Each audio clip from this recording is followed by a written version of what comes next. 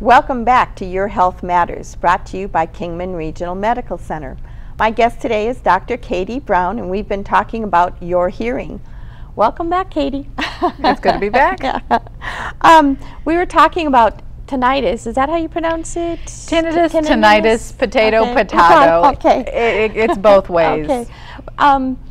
And I know we've also been talking, we talked about iPads and or iPods. I do that all the time. I mix up iPads and iPods, and I have both. But how they affect your hearing, and what other things are going to impact your hearing long term? That's a really good question. In regard to noise, any loud noises can negatively affect your hearing. Woodworking equipment, heavy equipment.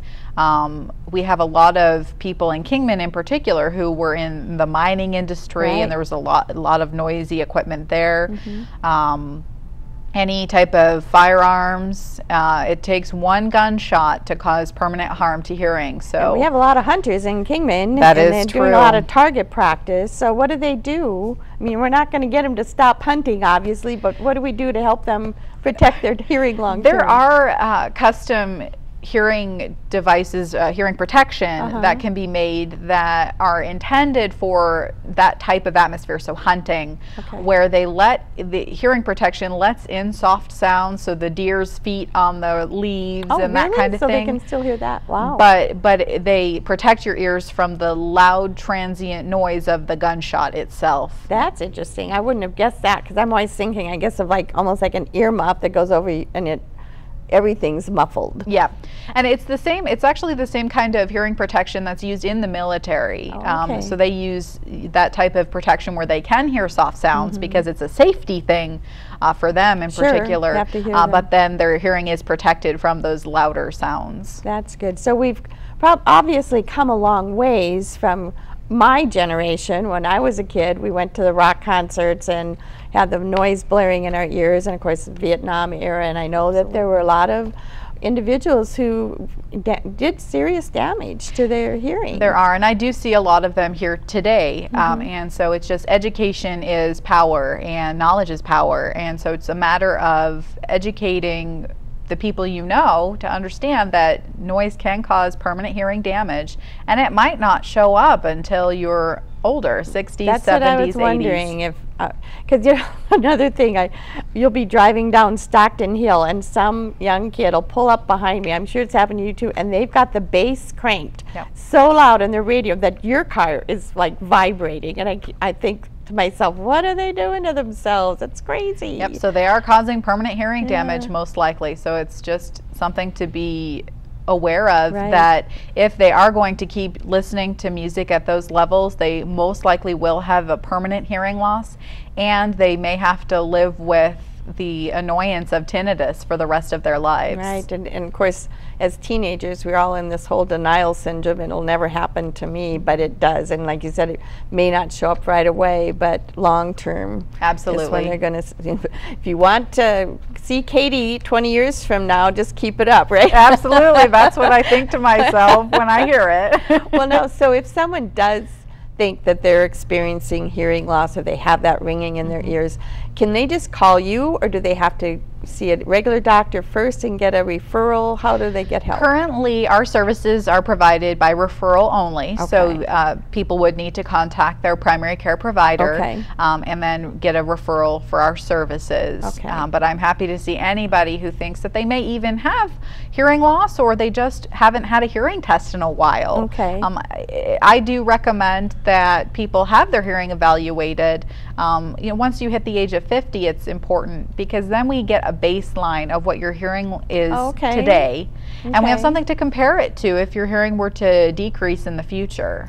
You know, it's one of I never thought of that, but I know when you turn 50, they have you do all these benchmark tests. And absolutely. I went back to my doctor after my 50th birthday. That was just a couple years ago, and and I told him, I said, I figured out now why people don't want to turn 50. It has nothing to do with how old you are. It's all those tests you make us go through. Absolutely. So add one more to it. There you go. That's right, but that makes sense. And you know, having those benchmarks that you can compare it to. So you do the actual testing as well in your facility. I do the hearing testing, and I do also a balance and vestibular inner ear testing for people who have dizziness or balance problems. Okay, that's good to know too, because I know we've got some folks that have had falling issues and things like that. And so people who have fallen or who feel they're at risk for falling are also excellent candidates for the Dizziness and Balance Center, which I'm also a part of, because we want to reduce fall risk and just make people more safe. Right, right, because especially as we get older and our bones get more brittle, you don't want to, and that's when you get the more likely to be dizzy and have those issues. So absolutely. We'll have to have some more on that in one of our future shows. We'll bring, was it Liz that would come in? Liz Breer, absolutely. Great, so we'll have her on the program later then Wonderful. too. Now, your office is right here in the Wellness Center, the Deli Webb Wellness Center, right on the KRMC campus. And is there a phone number that they would call, or you said they need a referral though? They do need a referral, but for any questions, they can call 928-681-8717, and that's a direct line for the Dizziness and Balance Center and audiology services. Okay, very good. And so you can answer questions they might have. Absolutely. Or that they should be asking their primary care.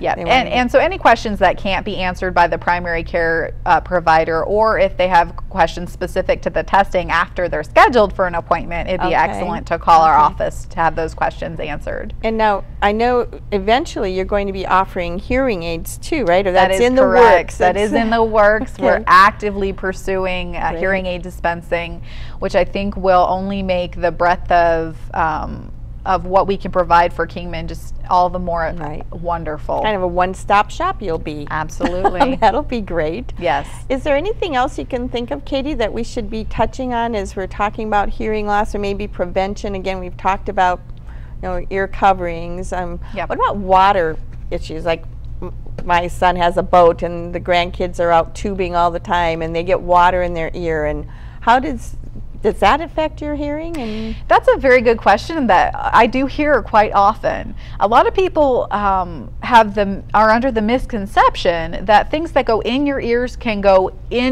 all the way into your ears, into the middle ear where those bones are, or affect your hearing. Short term, yes, water in your ear can cause a short-term decrease in hearing because it's blocking the sound from getting through your ear. Okay. But no permanent damage, in most cases, no permanent damage can ever come from getting water in your ears. Okay. Now, if you do have a hole in your eardrum, that's another story. Okay, okay, so good.